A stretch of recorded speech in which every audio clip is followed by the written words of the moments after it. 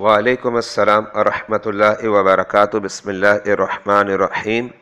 اگر کوئی شخص جو ہے اس کے ذرائع آمدنی حلال بھی ہے اور حرام بھی ہے، مثال کے طور پر سود کا کاروبار کرتا ہے یا پھر جوئے کا کاروبار کرتا ہے، لیکن دیگر جو آمدنی کے ذرائع ہیں وہ حلال بھی ہیں، یعنی اس کا مطلب یہ ہوا کہ اس کی رقم جو ہے مخلوط اور مکس ہے، تو کیا اس کے گھر کا کھانا اور پینا جائز ہے؟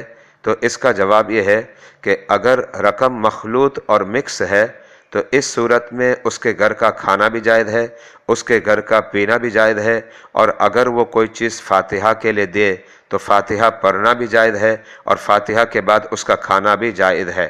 لیکن یہ بات واضح ہو جائے کہ وہ حرام مال سے ہی پیش کر رہا ہے تو اب جائز نہیں ہے۔ اعلیٰ حضرت امام اہل سنت امام احمد رضا خان فاضل بریلوی علیہ رحمت الرحمن نے اس مسئلے کو فتاوی رضویہ کی جلد 23 اور صفحہ نمبر 114 پر درج کیا ہے۔ واللہ اعلم بالصواب۔ محمد وسیم ضیائی، مرکز العلوم الاسلامیہ اکیڈمی، بادامی مسجد، مٹھادا، کراچی، پاکستان۔